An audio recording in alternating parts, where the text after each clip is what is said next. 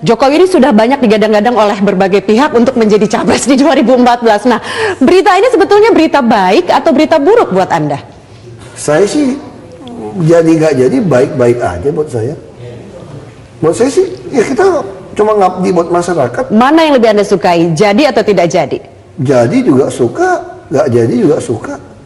Kenapa begitu Pak Ahok? Kalau jadi enak dong ada presiden yang bisa saya minta buat loop line kereta api. Kereta api bukan di bawah DKI, 13 sungai bukan di bawah DKI, kebijakan mobil murah bukan di DKI. Kalau punya presiden yang mengerti DKI, yang dia tahu susahnya jadi gubernur DKI ada nyangkut di pusat. Ya, saya tinggal bilang sama Pak Jokowi kalau dia jadi presiden ya, Bapak punya 2 wakil presiden sebetulnya. Satu sama-sama di Merdeka Selatan, satu ngurusin Indonesia, satu ngurusin DKI. Jakarta. Sama seperti Bung Karno dulu.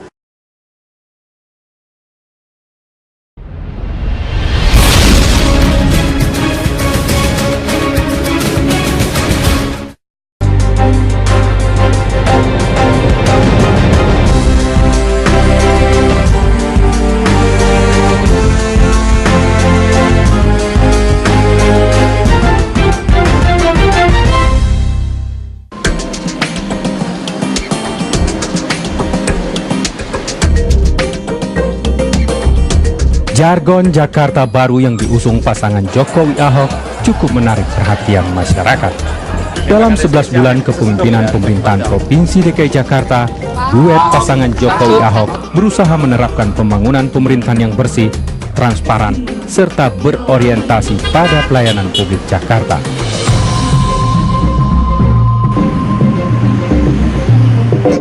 Basuki Cahayapurnama Ahok, nama yang juga cukup diperhitungkan di kancah perpolitikan tanah air.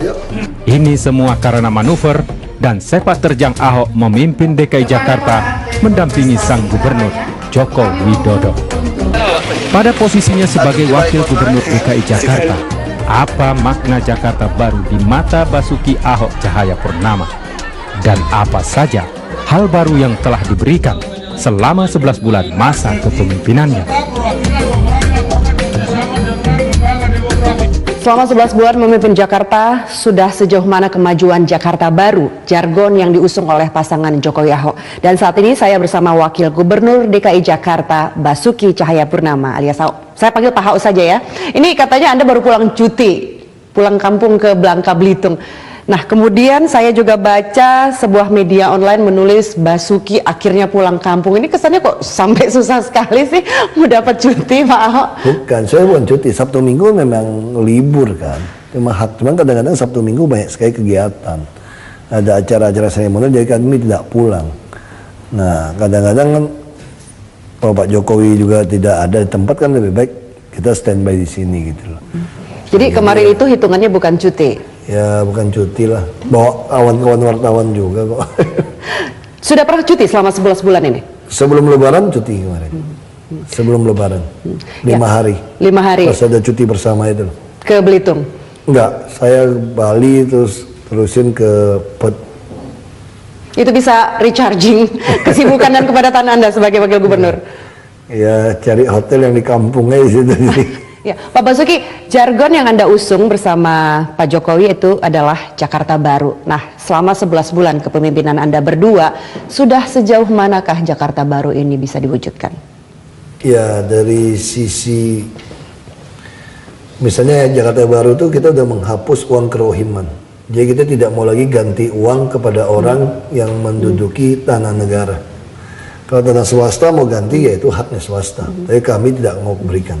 Bagaimana Anda duduk di tanah negara, kami harus kasih uang kerohiman. Yang ada Anda kami sediakan rumah susun, Anda tidak bisa ya udah tinggal di rumah susun. Nah itu kita lakukan. Kayak Pasar Jaya, PD Pasar Jaya juga yang selama ini untuk peluang pengusaha harus bayar 20 tahun di muka, untuk N0 kita kasih semacam periode gratisnya 6 bulan.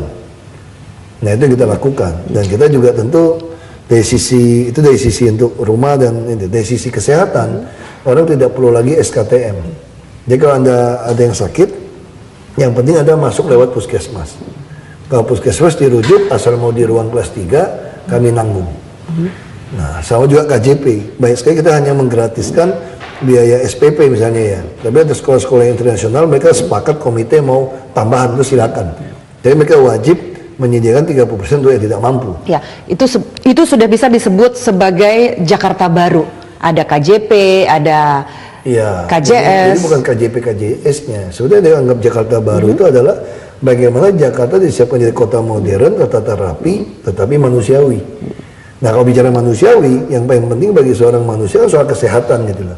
Begitu bicara kesehatan, yang kedua tentu berbicara tentang pendidikan, bicara tentang rumah, hak usaha. Nah itu yang penting bagi kami. Ya. Pak Ahok, tapi kan seperti Anda katakan tadi ada Kartu Jakarta Sehat, terus kemudian Kartu Jakarta Pintar, tapi belakangan ini tidak terdengar lagi riaknya atau riuh rendahnya begitu. Nah kemudian kan kita juga pernah ingat ada rumah sakit 16 yang komplain begitu terhadap program Kartu Jakarta Sehat ini. Nah bagaimana kemudian sekarang perjalanan ya, KJS? Cuma kita butuh evaluasi, ini bukunya saya lagi evaluasi. Nah kita temukan evaluasi, misalkan saya ada buat evaluasi setebal gini. Mengenai anggarannya? Ini bukan mengenai KJS.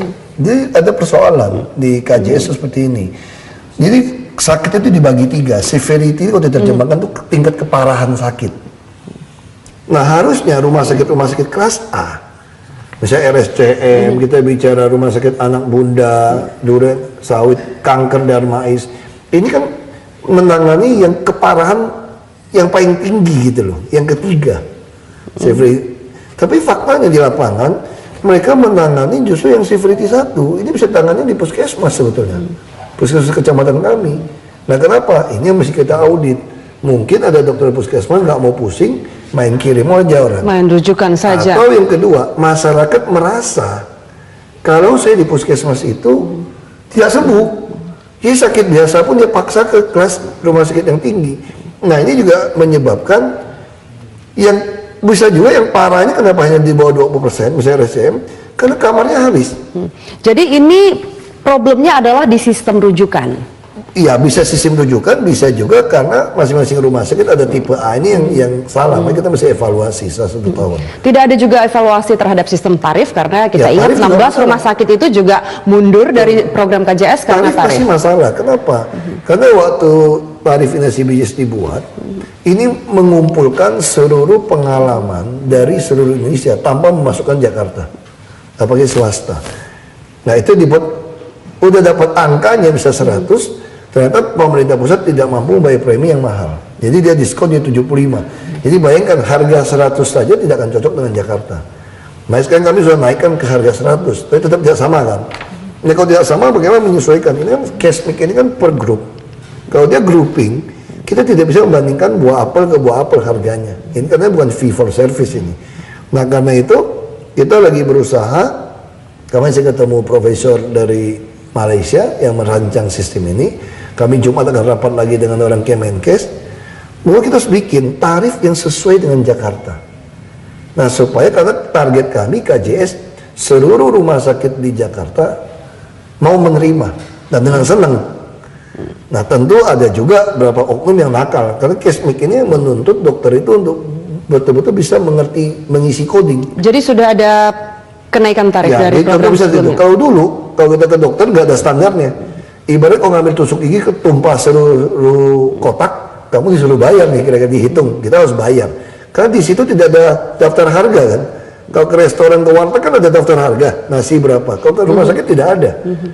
Nah itu yang mungkin membuat rumah sakit bisa untung gila-gilaan juga bisa terjadi. Jadi fraud bisa terjadi. Kalau ada yang niatnya tidak betul.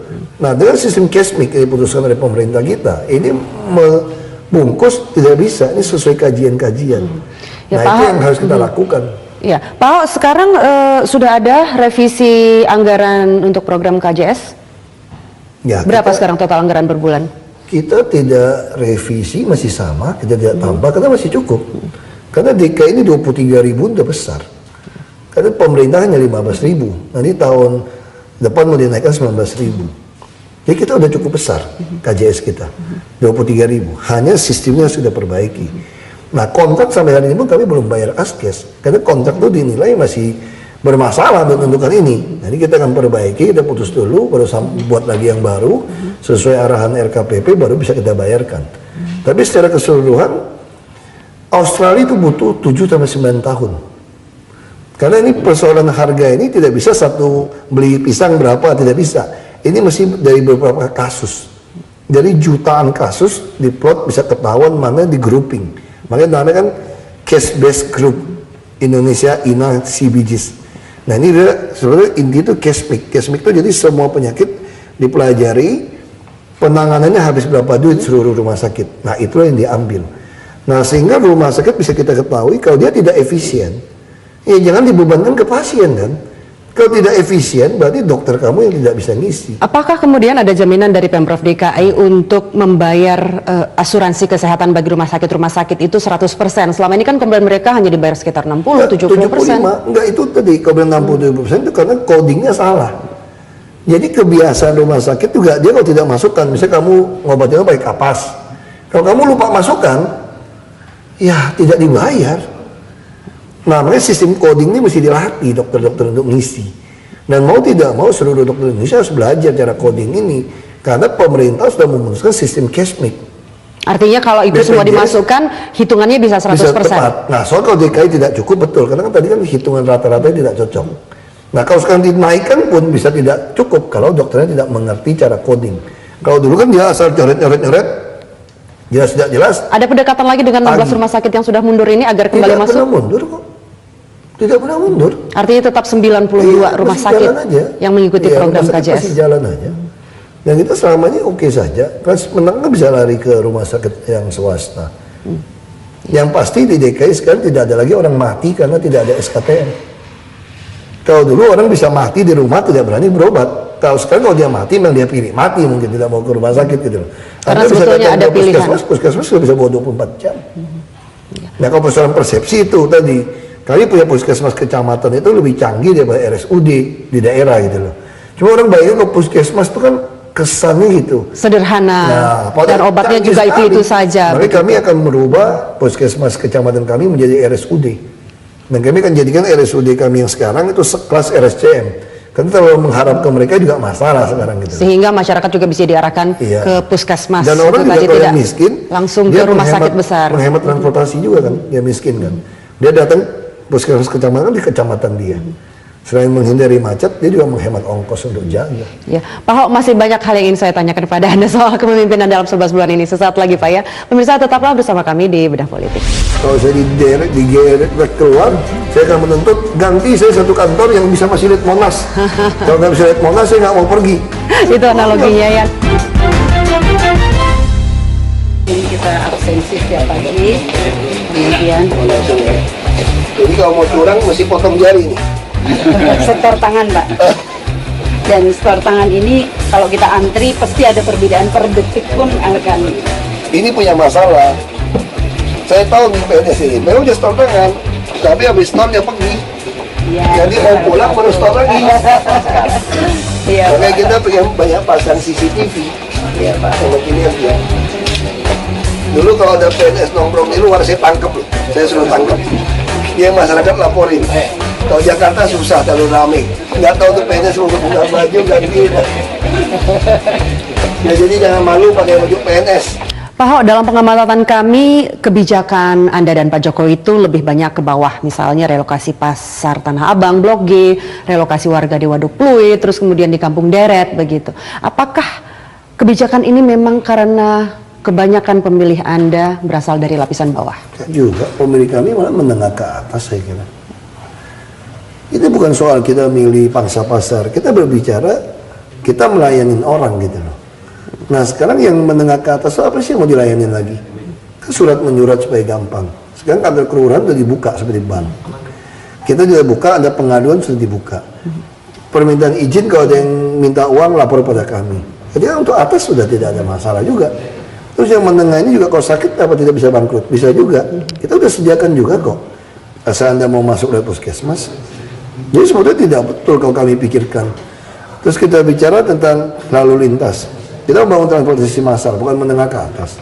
Kita juga mulai mau beli bus, kita mau operasi bus gratis. Apakah bukan untuk kalangan menengah ke atas juga? Nah kalau soal macet, ya selama Anda tidak mau pindah ke transportasi massal, ya tidak bisa. Anda yang bilang kaya-kaya sekali di kita dibandingkan dengan Eropa atau Singapura, apa kelas menengah kita sampai sana Yang kaya di sini apa mau jadi orang menengah di sana? Orang menengah di sana naik bus tuh, Ya, ya. naik kereta kan. Persoalan kita kan di sini bus keretanya tidak nyaman, tidak aman. Sehingga hanya digunakan oleh lapisan bawah. Betul, kita harus beli. Tapi beli kan punya persoalan juga, mesti tender, ada masalah. Nah, Itu- kami mau rubah sekarang lebih baik bus itu dimasukkan ke dalam e-katalog, bisa langsung beli. Sehingga beli busnya cepat. Nah, kita mengatasi banjir apa bukan untuk semua orang? Jadi sudah tidak benar kalau kita gunakan pangsa pasar. Ini kalau ditarik kesimpulan, yang paling benar begini dengan Pak Jokowi bilang, kami melakukan saja apa yang harus kami lakukan. Kami tidak melihat Anda mau pilih kami atau tidak pilih kami. Karena kami yakin kalau kami melakukan yang benar, yang Anda yang waras pasti pilih kami. Kalau seandainya jumlah tidak waras lebih banyak di DKI nantinya, saya kita bekerja keras, ya cuma ikhlas saja kami tidak dipilih kembali. Itu sedikit kampanye terselubung, Pak. Ikhlas saja tidak terpilih kan? Iya, Pak Ho, kalau setiap hari Anda ke kantor itu kira-kira pukul berapa sih tibanya? Saya setengah 8. Setengah 8 sudah mulai kurang bekerja. udah sampai. Kira-kira hal pertama yang Anda lakukan setiap datang ke kantor apa? Turun dari mobil kadang udah dicegat orang. Karena Dicegat masyarakat- wartawan terutama. Bukan hanya wartawan juga, masyarakat juga suka tunggu di bawah. Dia udah dengerin kasusnya. Dan kadang-kadang ada rapat-rapat yang terpaksa karena harus mendesak kami majukan di setengah 8. Jadi mulai setengah 8 sebetulnya udah mulai rapat. Sampai makan siang pun kita sisipkan untuk dengerin orang atau rapat. Jadi, Sampai malam. apakah bisa saya katakan hampir separuh waktu kerja Anda setiap hari untuk mendengarkan, Dengar dan ambil putusan. dengar dan mengambil Jadi kita selalu kalau ngajuin sesuatu audiensi langsung kita minta SKPD mana yang terkait. Karena kita tidak ingin hanya dengar nanti prosesnya lama. Kita ingin setiap kali dengar harus diputuskan. Dan saya selalu membuat notulen kepada Pak Gubernur. Dan semua yang saya putuskan pasti yang saya tahu Pak Gubernur udah setuju. Karena saya sering bergaul dengar gitu kan. Nah kalau kira-kira saya ragu ya tentu saya tidak bisa putuskan. Tapi hampir semua saya udah ngerti maunya beliau seperti apa. Nah, kalau rata-rata jam kerja Anda per hari itu berapa? Tergantung, bisa 10 jam ke atas. 10 jam ke atas. Iya. Karena biasanya Bisa juga pulang keluar dari 9. balai kota juga masih melanjutkan kerja di rumah.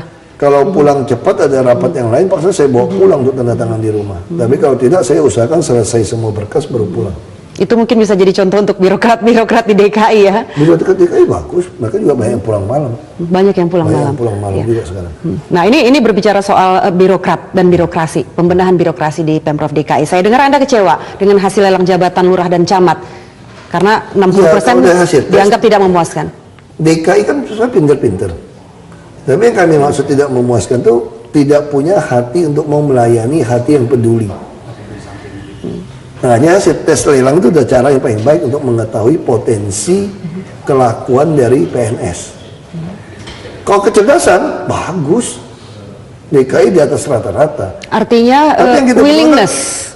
Yang kita butuhkan ini apa? Care. Care itu artinya apa? Ya kalau kamu lihat ada sampah, lihat selokan, ada lihat orang tidak sekolah atau lihat rumah orang jelek, si lurah camat harus tahu. Jangan sampai Pak Gubernur atau saya dilaporin. Ada anak tidak bisa sekolah. Masa lurah tidak tahu? Keluarganya cuma ngurus satu kelurahan saja. Anda punya perangkat RT RW yang kita gaji juga. Ada posyandu juga, ada ibu PKK. Itu harus tahu. Nah, dalam hasil tes itu tuh 60% itu sudah standar aja. standar. Tapi kemudian soal kemauan untuk melayani. Iya, makanya kita dorong. Itu kan beruntung kan masih ada 40% yang lebih gesit kan. Nanti kan ada model, ada showcase untuk mempertontonkan transformasi ini gitu.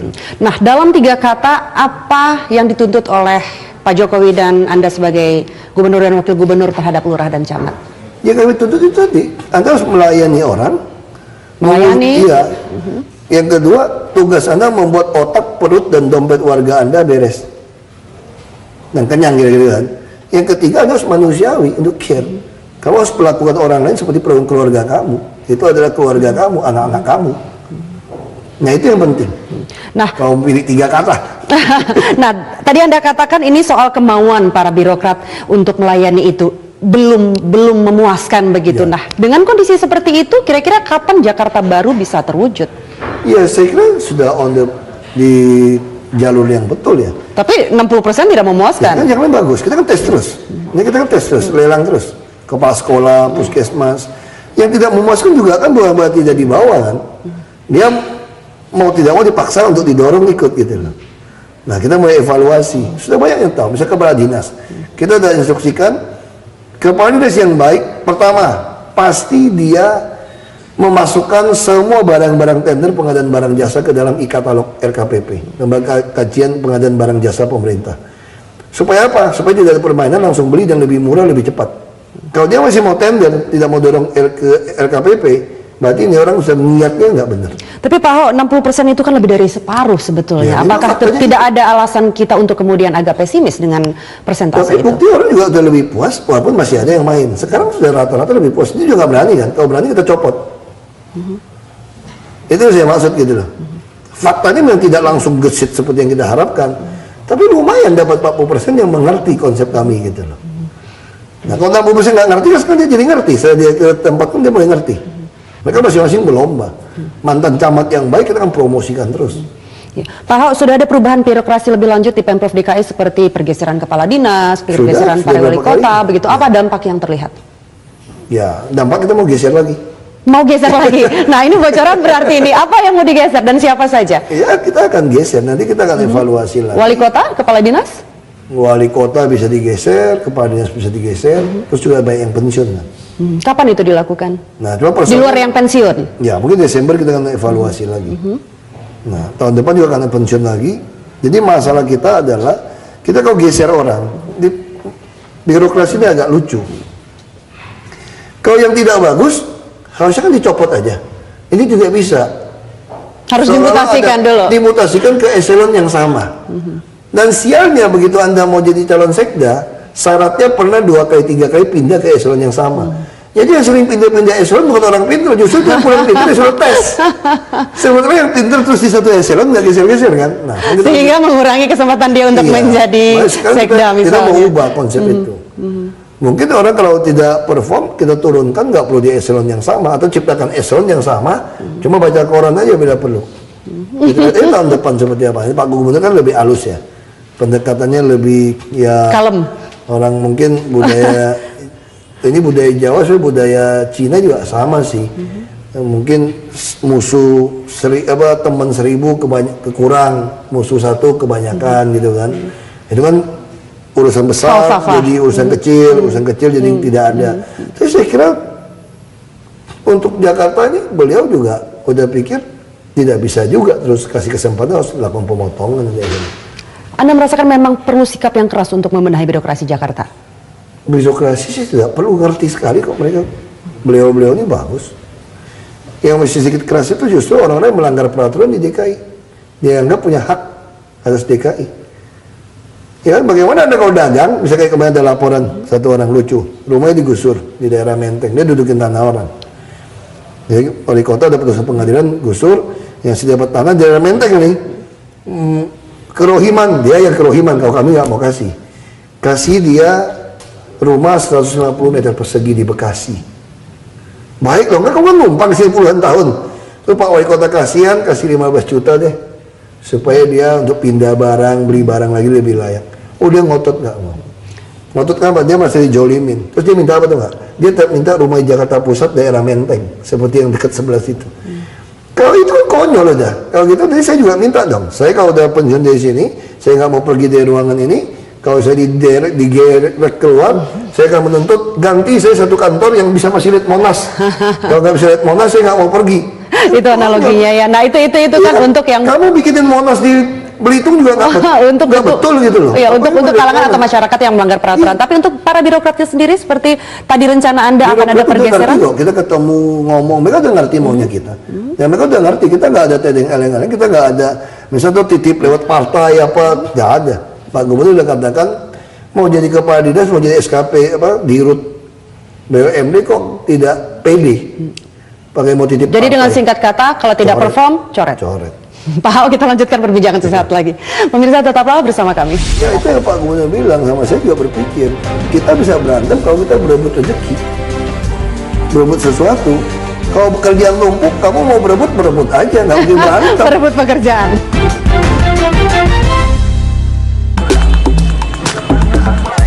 Karakter kalem Gubernur Jokowi bertolak belakang dengan perangai agresif yang dimiliki wakilnya, Basuki Ahok Cahayapurnama. Lihat saja keberanian Ahok ketika menerima perwakilan demonstran pedagang kaki lima Tanah Abang. Saat itu yang juga dihadapi Ahok adalah Wakil DPRD DKI Jakarta, Haji Lulung Lunggana. Ya kalau rasis juga saya lawan sampai mati lah, jujur aja. Kalau rasis saya lawan. Demikian pula saat Ahok menerima demonstran pengemudi bajai yang juga berlangsung alot. Jadi kalau Bapak seenak jidatnya, Pak, membuat orang diangkut marah-marah sama kami, Pak, kita berantem, Pak. Saya ajak berantem aja. Ya pemirsa, kita lanjutkan dialog dengan Wakil Gubernur DKI Jakarta Basuki Cahayapurnama atau Ahok. Pak Ahok, hubungan Anda seperti dengan Pak Jokowi itu seperti apa sih setiap hari misalnya? Apakah selalu bertemu? Kami biasa pagi sebelum rapat bersama pasti ketemu. Berdua dulu rapat. Itu setiap hari? Ya tergantung, kalau nggak ada rapat, kalau beliau lagi berusukan ya tidak ada rapat. Tapi misalnya yang Senin ada Rapim atau Selasa TPUT pasti kita ketemu. Nah yang dibicarakan itu apa? Ya macam-macam topik, saya kan catat. Terus saya juga masukkan notulen kan kepada beliau. Jadi beliau udah pelajari, nanti kalau ada apa-apa bisa telepon. Tapi umumnya saya udah siapkan beberapa hal yang saya perlu tanya. Supaya waktu rapat-rapat berikutnya saya bisa putuskan. Nah dari sebagian banyak topik itu, apa kira-kira topik yang paling menyita perhatian saat diskusi dengan Jokowi? Hampir semua biasa-biasa aja sih. Biasa-biasa aja. Beliau juga merasa tidak ada yang, sebenarnya Jakarta ini ngomong sombongnya, Jakarta ini lebih mudah daripada di Belitung ada di Solo. Itu yang kami selalu katakan. Begitu? Kenapa? Pertama, semua kajian-kajian tentang masalah di DKI lengkap. Kalau di DKI, di daerah itu justru kami tidak tahu masalahnya apa. Yang paling susah kan kalau tidak tahu masalah. Kalau di DKI ini kajian-kajian masalahnya lengkap. Tinggal bagaimana menyelesaikannya. Itu yang beliau bilang kan waktu kampanye kan. Kadang selalu menganggap beliau ini bodoh atau pintar ya. Kok selalu kalau ditanya gimana sih macet? Yang penting lihat lapangan eksekusi kan beliau jawab gitu kan. Selalu beliau tuh orang bodoh kan. Tapi soal beliau benar. Ya, istilahnya tuh Jakarta tuh nggak perlu belajar otak baca-baca lagi, semua udah ada. Karena semua kajian sudah dijajikan lengkap. Cuma perlu belajar otot aja, belajar otot jantung, otot saraf.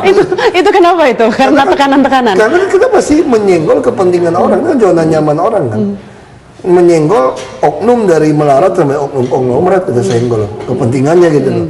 Nah terus beda Jakarta apa yang enak? Kalau kita ketemu 10 orang di daerah, mungkin 10 orang dulu waktu saya jadi kepala daerah, paling 2-3 orang yang S2 seperti saya. Kalau di Jakarta kita ketemu profesor, doktor. Kalau yang depannya nggak ada doktornya, belakangnya PhD. Jadi pinter-pinter di Jakarta. Nah ini beda gitu loh. Ini saya tertarik sekali dengan istilah Anda tadi, harus kuat otot jantung, otot saraf. Nah kalau kita melihat dan perhatikan selama ini, Anda termasuk orang yang cukup atau sangat vokal bahkan untuk menanggapi masalah-masalah di Jakarta. Ada beberapa hal yang saya catat. Misalnya kasus Tanah Abang. Pernah Anda sebutkan kalau PKL Tanah Abang ngeyel, kami penjarakan. Nah kemudian Anda pernah katakan kalau kamu mau cepat benerin Jakarta, bakar saja setengah kota. Nah kenapa sih Anda harus menggunakan kalimat-kalimat yang tidak biasa ini? Menurut saya sih biasa-biasa. Karena Anda paksa saya kan. Anda paksa saya, waktu itu ada dari LSM, oknumnya dia marah-marah sama saya. Kenapa Bapak tidak mau tertibkan pelanggaran bangunan, pelanggaran kos, pelanggaran peruntukan segala macam? Mas saya bilang, kalau kamu paksa saya perbaiki Jakarta untuk pelanggaran saya perbaiki, mesti bakar setengah. Kan tidak mungkin kita lakukan maksudnya gitu loh. Kamu gila apa mau bakar Jakarta? Kan tidak mungkin kan? Ya kalau tidak mungkin jangan maksa saya menegakkan peraturan bangunan yang tidak sekejap ada aturan. Ya kan menuntut macam-macam gitu loh. Ini memang saya bilang dibakar Jakarta, kamu langsung sadar kan? Malah dibalikin, saya mau bakar Jakarta. Justru supaya kamu sadar, nggak mungkin dong kita bakar Jakarta untuk perbaiki gitu. Ini pun parah banget. Nah itu pertama. Kalau ngirim yang betul kan, itu ada perda mengatur, undang-undang mengatur. Kalau Anda melanggar, itu Undang-Undang Nomor 22 tahun 2009 tentang lalu lintas angkutan jalan raya itu. Kalau Anda menduduki jalan raya, ya Anda ditindak, ada ancaman kurungan 60 hari atau denda 50 juta. Bukan saya yang mengancam. Jadi orang aja, karena orang selama puluhan tahun tidak pernah peraturan ditegakkan di Jakarta gitu loh. Itu memang kalimat-kalimat yang belak-belakan itu memang ciri khas seorang Ahok ya, bisa dikatakan begitu. Saya cuma berpikir mulut, otak sama hati ya sama aja ngomong. Ngapain kita tutup-tutupin? Kesel kan? Ngapain jaim? Saya juga bukan pejabat, saya pikir saya cuma pelayan Anda. Anda jangan memanfaatkan karena saya pejabat, saya mesti sopan-sopan ngomong halus-halus sama Anda, lalu Anda boleh sembarangan gitu loh. Enak aja, saya juga orang gitu loh. Saya pikir kayak begitu. Ya Pak Ahok, sebagai wakil gubernur Anda bukan tipe wakil gubernur yang kalem, duduk di belakang meja dan kemudian Aku duduk di mendampingi. belakang meja kok. Aku di belakang meja terus. Iya, artinya Anda cukup vokal dan keras begitu, statement maupun tindakan. Nah, sementara di pihak lain Pak Jokowi itu termasuk tipe yang lebih kalem begitu. Nah, sejauh ini Siapa bilang beliau kalem? paling tidak itu persepsi publik. Beliau orangnya Bila- sangat firm gitu. Kalau udah putuskan dia keras sekali, tidak digeser. Kalau udah copot PNS, kamu mau ribut apapun dia tahan. Mau kirim massa datang pun dia tahan beliau. Jadi siapa bilang beliau itu orang yang lembek? Kalem bukan lembek. Iya, Kalem artinya keras sekali. bawaannya itu Ya kan, mungkin gayanya kalem musiknya begitu. aja Metallica. Saya malah lebih lembek ya Pak beliau sebetulnya. Musiknya apa nih? Dangdut. Nah, dengan gaya mungkin karakter yang agak sedikit berbeda, satu belak-belakan, satu kalem, walaupun dua-duanya bisa dianggap firm begitu, apakah kemudian Pak Jokowi itu srek dengan gaya Pak Ahok yang Kalau nggak belak-belakan serak, tadi? udah lama nggak dikasih saya rapat kan. Sederhana kan. Kalau beliau tidak serak dengan saya, harusnya hak untuk rapat semua udah dicoret. Saya bisa putuskan di dalam rapat. Artinya kan beliau kan oke gitu loh. Laporan-laporan saya di notulin juga beliau oke kan. Kalau tidak udah lama. Pasti beliau dia bilang sama semua dinas, sudah nggak rapat dengan Wagub, tidak perlu lagi, semua ke saya. Selesai saya kan. Ya, Pak Ahok, Anda dan Pak Jokowi sama-sama berasal dari partai politik. Nah, hubungan antara gubernur dan wakil gubernur yang sama-sama dari partai politik ini seringkali menimbulkan perpecahan di tengah jalan begitu. Nah, apakah kemudian Anda melihat atau bisa menjamin hubungan wakil gubernur dan gubernur ini akan langgeng sampai di akhir masa Ya itu jabatan? yang Pak Gubernur bilang, sama saya juga berpikir. Kita bisa berantem kalau kita berebut rezeki. Berebut sesuatu. Kalau pekerjaan numpuk, kamu mau berebut aja, nggak mungkin berantem. Berebut pekerjaan. Iya, kamu ini berebut pekerjaan, bukan berebut uang. Dia nggak mungkin berantem. Baik Pak Gubernur bilang, kalau wakil mau ambil 50% kerjaan, ambil aja. Saya juga bilang, kalau Gubernur mau ambil 90, ambil aja deh. Ya sama kan. Jadi nggak mungkin berantem. Yang berantem kalau bagi rezeki, bagi kuasa, bagi duit. Jadi sampai saat ini sejauh ini harmonis. Ya bayangin udah 1 tahun, saya pikir sampai selesai juga oke-oke aja. Kan kita nggak ada niat berebut duit, berebut kerjaan. Ya, ya, Anda katakan tadi hampir setahun ya, memang kurang dari setahun sedikit ya, 11 bulan. Tapi dalam 11 bulan ini, belum lagi setahun, Jokowi ini sudah banyak digadang-gadang oleh berbagai pihak untuk menjadi capres di 2014. Nah, berita ini sebetulnya berita baik atau berita buruk buat Anda? Saya sih jadi nggak jadi baik-baik aja buat saya. Buat saya sih, ya kita cuma ngabdi buat masyarakat. Mana yang lebih Anda sukai, jadi atau tidak jadi? Jadi juga suka, nggak jadi juga suka. Kenapa begitu Pak Ahok? Kalau jadi enak dong ada presiden yang bisa saya minta buat loop line kereta api. Kereta api bukan di bawah DKI. 13 sungai bukan di bawah DKI. Kebijakan mobil murah bukan di DKI. Kalau punya presiden yang mengerti DKI, yang dia tahu susahnya jadi gubernur DKI ada nyangkut di pusat. Ya, saya tinggal bilang sama Pak Jokowi kalau dia jadi presiden ya, Bapak punya 2 wakil presiden sebetulnya. Satu sama-sama di Merdeka Selatan, satu ngurusin Indonesia, satu ngurusin DKI. Jakarta. Sama seperti Bung Karno dulu. Nah, kalau beliau nggak jadi, saya juga enak. Ada yang bimbing, yang kasih pengarahan ke saya. Kalau ada apa-apa beliau yang nonjol, beliau yang dikenaan beliau kan, ada bemper lah gitu loh. Saya kan cuma administrasi, saya seperti staf beliau saja. Nah, apakah kemudian saya bisa mengatakan bahwa ini sinyal Anda akan mendukung Jokowi jika ia maju menjadi presiden? Wah, kita nggak tahu partai gimana kan. Kalau Pak Prabowo Secara pribadi, sebagai Pak pribadi. Prabowo maju sebagai calon presiden, saya harus dukung Partai Gerindra. Seperti itu kan. Sebagai pribadi? Ya kan? Kalau sebagai pribadi ya kita seneng dong kalau teman baik kita, beliau udah kenal saya jadi presiden. Siapa tahu udah pensiunnya nggak jadi menteri atau pegang BUMN kan lumayan. Selesaikan dulu Pak. Siapa tahu dipecat orang DKI kan.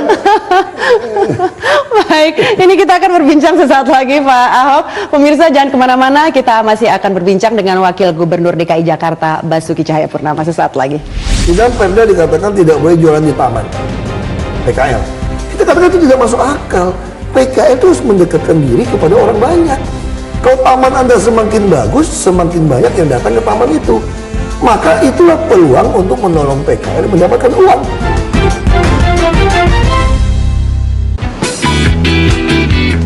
Dari sekian banyak janji Jakarta baru, warga Jakarta mungkin hanya akan teringat pada dua hal, yakni banjir dan macet. Masalah klise kota metropolitan DKI Jakarta.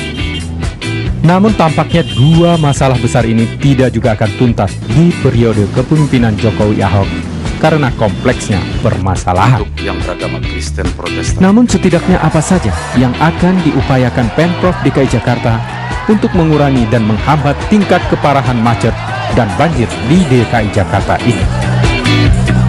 Ya, terima kasih pemirsa, Anda masih menyaksikan Bedah Politik dan saya masih bersama Wagub DKI Jakarta, Ahok. Pak Ahok, dari sekian banyak janji Jakarta baru Anda bersama Pak Jokowi, dua hal yang paling besar diingat masyarakat itu adalah banjir dan macet. Nah, selama hampir setahun menjadi Wagub, apakah Anda melihat ada yang perlu direvisi dari kebijakan banjir? Kita mulai dari banjir dulu ini. Tidak ada yang perlu direvisi. Tidakkah Anda melihat janji itu terlalu muluk? Tidak terlalu muluk. Persoalan cuma dengan ngadu-ngadu otot aja udah sekarang. Karena hampir semua sungai itu jalan inspeksi dudukin dari rumah-rumah liar yang disewa-sewakan. Termasuk dibuat kios-kios. Semua saluran-saluran air di tengah kota dibangun kios-kios disewakan oleh oknum-oknum. Nah, ini semua harus dibongkar. Yang punya rumah, kita harus sediakan rumah. Karena kan manusiawi tadi. Anda tidak dapat kerohiman, tapi Anda disediakan rumah untuk tinggal. Itu yang jadi masalah. Nah, ini selain butuh waktu untuk rumah, kami juga sudah bayar rumah susun. Yang rusak kami perbaiki. Perlawanan-perlawanan ini yang konyol gitu, minta uang. Ini ngadu otot aja udah. Nah, kita juga akan gunakan secara celah hukum. Misalnya orang yang menyewa-nyewakan rumah-rumah liar sewa-sewa itu, kalau Dirjen Pajak bisa membantu, kami akan kejar dia pajak. Sewanya ada pajak final 5%. Berarti mereka puluhan tahun tidak bayar. Kita akan tangkapin. Kalau berikutnya kalau secara persuasif dia tidak mau, kita akan tangkapin. Nah, itu langkah-langkah realistis yang bisa dilakukan untuk mengurangi faktor banjir. Kenapa ini penting? Selain waduk-waduk harus kita normalisasi. Tapi semua waduk di tempat tumpukan sampah dan tempat rumah-rumah sewa. Ini mesti dibereskan. Mereka pasti ngadu-ngadu otot aja udah seperti ini. Nah, kalau soal kenapa ini pentingnya normalisasi sungai? Semua sungai dirancang itu ada 7,5 meter jalan inspeksi. Selain untuk membersihkan sungai, ini kan jadi jalan tikus sebetulnya istilah kita. Kalau ngatasi macet itu mesti banyak jalan-jalan alternatif. Jadi jalan alternatif ada 600 lebih sungai-sungai kecil, udah penuh dengan rumah. Kita bisa bayangkan nggak kalau kita lihat peta sungai di DKI, ada 13 sungai utama, ada 600 lebih sungai-sungai kecil. Kalau kiri kanannya kita bikinkan jalan inspeksi, berarti Jakarta ini penuh jalan-jalan tikus. 7,5 meter itu bisa 2 mobil.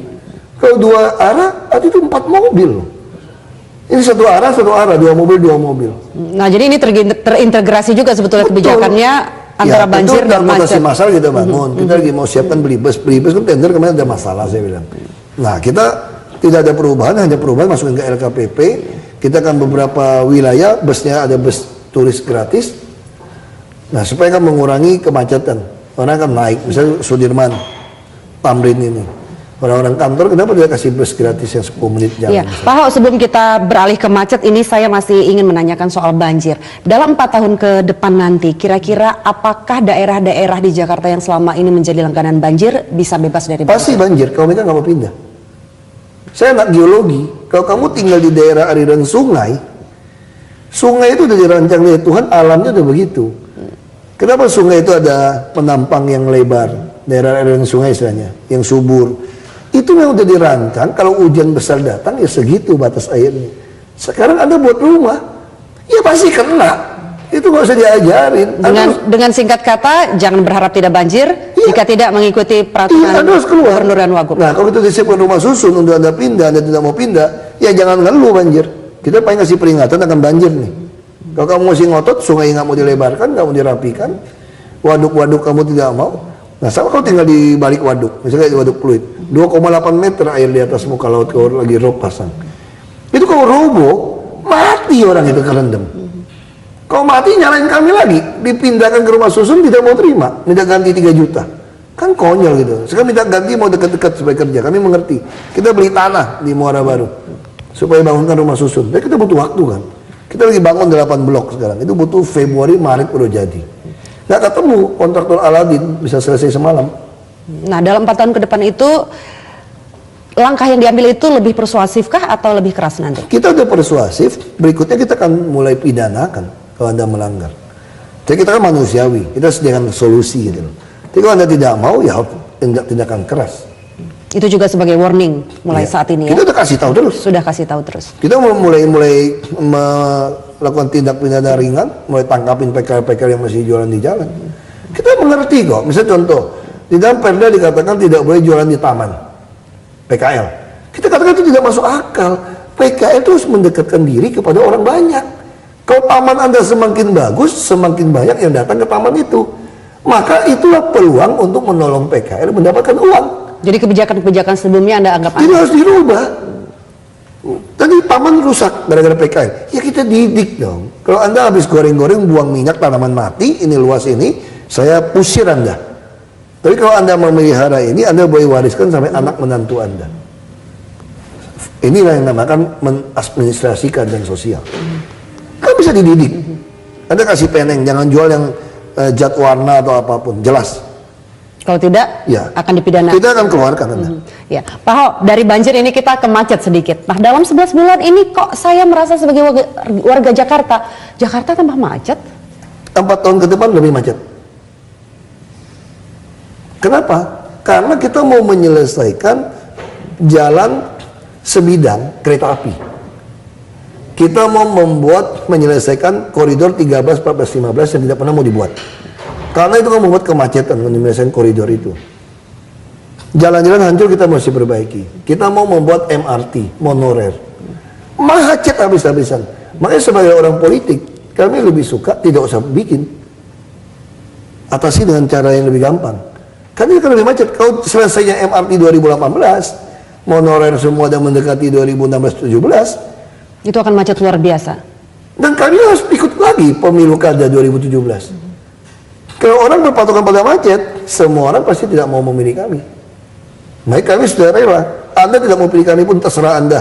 Tapi pola transportasi makro di Jakarta harus diselesaikan. Nah, tapi tidakkah kemudian ada upaya sosialisasi dari Anda berdua dengan Pak Jokowi bahwa pembangunan transportasi massal itu akan membuat Saya kira orang kemacetan lebih Jakarta, parah? makanya kita sudah tidak peduli mau sosialisasi gimana juga pasti dipakai lawan politik kan. Ya kita sudah tidak peduli. Seandainya kami nasibnya cuma menyelesaikan sampai 2017, ya sudah.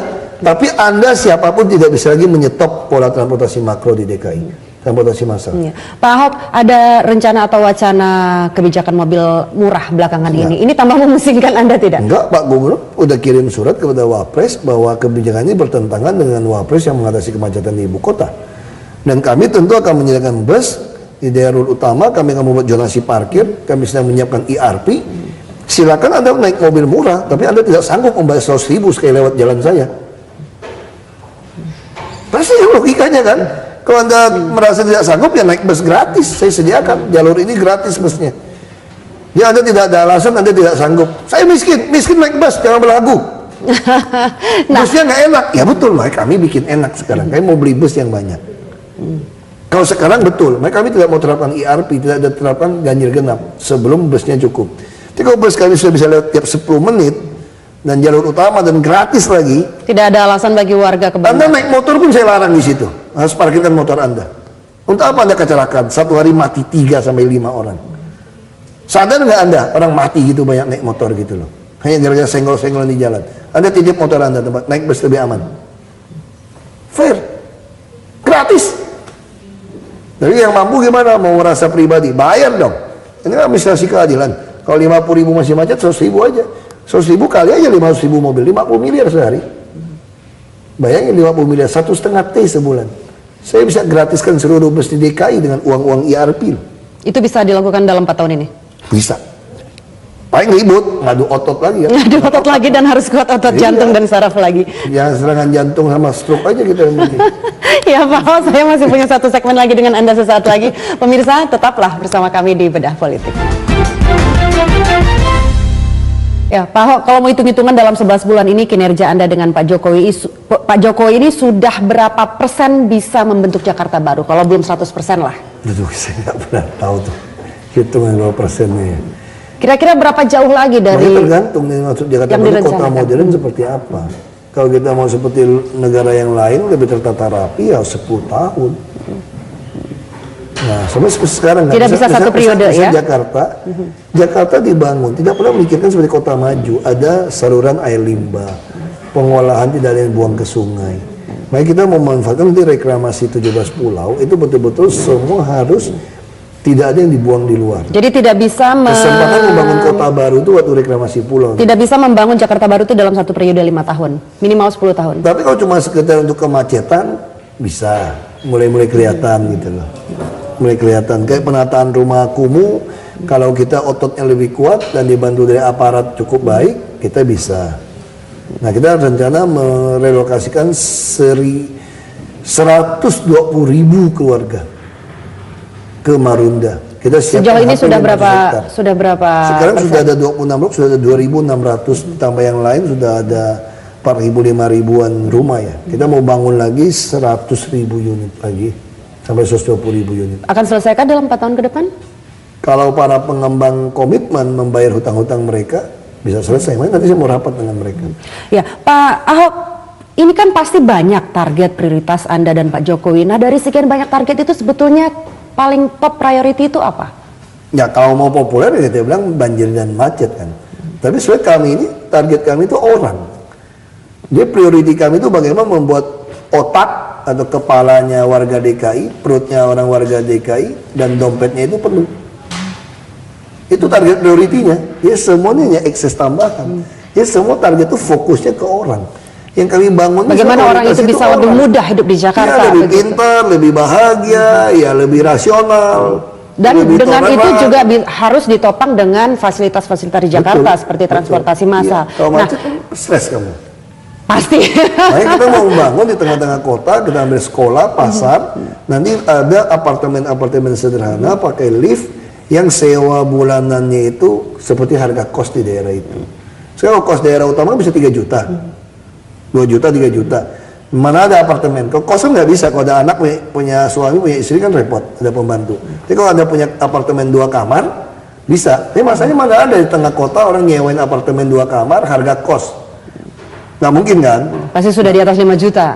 Dan harus bayarnya mungkin 6 bulan atau setahun di muka. Dan ada jaminan, kami kan tidak. Asal Anda punya rekening bank, kita debit tiap bulan.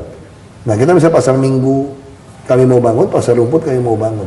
Itu bisa menampung berapa pasar banyak rumput bisa kepala? 3.500 keluarga. 3.500 Kita bangun super blok yang disewakan, tapi Anda nggak bisa jual. Kalau jual saya usir dan 6 tahun penjara. Dia kan banyak juga bajingan tanda kutip, dapat ini dijual, tapi yang dipikir manusiawi juga, bukan bajingan. Dia bilang apa? Saya dapat jatah tinggal di rumah susun. Ada yang nawarin 45 juta. Saya dari lahir sampai tua di pinggir sungai, tidak punya uang. Sekarang dia nawarin 45 juta, saya ambil aja uangnya, saya balik ke sungai. Manusiawi juga kan. Ya, tapi Dia Pak harus Ahok buat peraturan jadi. harus buat peraturan. Tapi untuk membuat peraturan dan meloloskan kebijakan Anda dan Pak Jokowi ini kan Anda juga harus tanda petik bertarung dengan DPRD. Ya DPRD juga rasional kan. Mereka juga mau dipilih kembali. Kalau Anda melawan kami yang tidak rasional, Anda akan habis. Ini kan Jakarta beda dengan di kampung penuh media. Dan di DPRD banyak yang baik-baik, kok juga datang DPRD. DPRD nggak semua yang aneh-aneh kok. Tapi Rata-rata baik-baik. dalam catatan saya Pak Ahok, ada beberapa proyek yang masih terganjal di DPRD kabarnya. Misalnya suntikan dana kepada Bank DKI, kemudian pendirian BUMD PD Transjakarta. Ya, Apa yang terjadi? Mereka lagi proses, biarin aja. Memang masih terganjal. Ya, bukan terganjal, saya nggak tahu pikiran mereka apa ya, biarin aja. Nanti juga sadar sendiri. Kalau tidak sadar kan bagus. 2014 kan ganti. Lalu bagaimana dengan proyek MRT? Jalan aja. Kapan? Jadi Oktober mau pemancangan pertama. Kemudian kapan bisa jalan setelah pemancangan pertama itu? 2018. Nah, Pak Ahok, ini kan suntikan dana untuk Bank DKI dan pendirian BUMD PD Transjakarta ini masih di tangan DPRD sekarang. Sebetulnya seberapa urgent bagi Anda dan Pak Jokowi proyek ini? Ya urgent, Bank DKI itu urgent. Dari hasil audit BI kan dia harus menyediakan dana cadangan. Itu ada persyaratan BI, bukan saya mau sok-sokan mengkasihkan dana. Kalau DPRD tidak mau kasih izin, dia diketawain orang, biarin aja. Nah, selain 2 proyek itu, apalagi proyek-proyek Anda dan Pak Jokowi yang masih terganjal di DPRD? Yang rumah sakit juga sama, Murti Years juga sempat kehadang juga rumah sakit di Jakarta Selatan. Sekarang Rumah juga sudah sakit, oke. kemudian? Ya. Ya agak pelan aja waktunya kan. Ya biarin saja. Apalagi masih terganjal Pak Ahok? Yang lain sih relatif tidak ada yang masalah ya. Nah, Yang soal iklan masih mereka bahas. soal iklan luar ruang. Iya. Pak Ahok, saya pernah membaca di sebuah media online, tulisannya begini, haruskah Jokowi Basuki mengalah kepada DPRD? Sejauh ini Dalam benarkah politik- Anda berdua mengalah? Pemerintahan DKI ini adalah eksekutif dan legislatif. Tidak ada bicara ngalah-mengalah. DPRD juga tidak ngalah, kami juga tidak mengalah. Lalu Itu apa sama- pilihan kata yang tepat? Kompromi? Tidak ada kompromi, sama-sama tujuan untuk nolong rakyat. Jadi kalau Anda yang tidak mau menolong rakyat, memenuhi otak, perut, dan dompet, pasti kesannya ribut sama kami. Itu aja. Bagaimana kemudian proyek-proyek atau kebijakan Kami yang masih tidak mau terganjal? tahu. Prinsip kami, siapapun yang melawan, yang membuat otak, dompet, dan perut rakyat kempes, kami lawan. Siapapun Anda. Termasuk DPRD. Tidak ada urusan. Tapi kami yakin DPRD tidak seperti itu. Tidak semua seperti itu. Kalau Tidak ada semua berarti ada. Ya, tidak ada oknum 1-2 ya silakan saja. Dan Anda yakin tidak akan ada kekalahan pasangan Jokowi Ahok dengan DPRD? Bukti 11 bulan nggak ada bilang kalah atau menang, kok kita jalan-jalan aja. Saya lebih sehat. Lebih sehat. Masih kuat otot dan Iya, jantungnya. masih sehat. Saya latihan terus supaya ototnya kuat gitu. Baik, Pak Ahok, kita akan tunggu lagi gebrakan-gebrakan Anda bersama Pak Jokowi untuk membangun Jakarta baru dalam 4 tahun ke depan. Terima kasih telah berbincang kepada Berita Satu. Ya, pemirsa, demikian perbincangan dengan Wakil Gubernur DKI Jakarta Ahok atau Basuki Cahayapurnama. Dan demikian episode Bedah Politik kali ini. Saya Rika Amru, sampai jumpa.